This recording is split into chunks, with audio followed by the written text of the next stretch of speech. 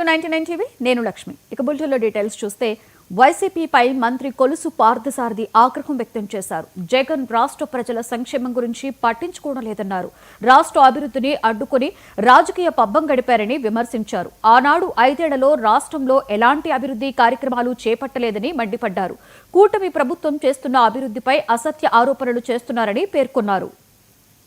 ప్రభుత్వం సంక్షేమ కార్యక్రమాలు తల్లికి వందనం కానివ్వండి, అన్నదాత సుఖీభావ కానివ్వండి, వీటన్నిటి కోసం రాష్ట్ర ఆర్థిక పరిమితికి లోబడి రుణాలు తీసుకొస్తానికి ప్రయత్నం చేస్తే నీచాతి నీచంగా అన్ని ఆర్థిక సంస్థలకి ప్రభుత్వం మీద ఒక చెడు అభిప్రాయాన్ని కలిగించే విధంగా లెటర్లు రాసిన దిగజారిన రాజకీయ పార్టీ ఏది లేదని చెప్పేసి మనం చేస్తాను.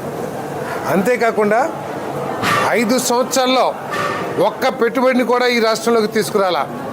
ఈరోజు చంద్రబాబు నాయుడు గారి నాయకత్వం మీద నమ్మకంతో 10 లక్షల కోట్ల రూపాయల పెట్టుబడులకి సంతకాలు కాదు చేసింది, పనులు ప్రారంభించారని చెప్పేసి మనం చేస్తా ఉన్నాను.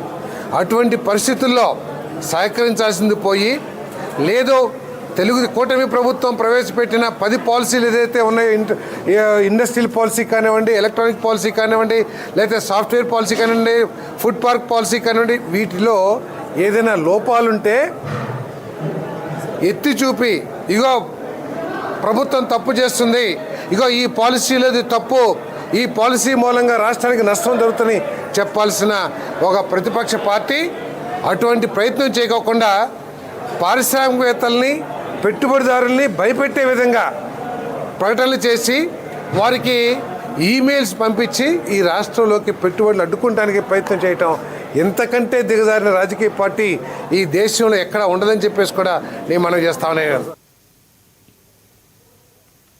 వినాయక చవితిని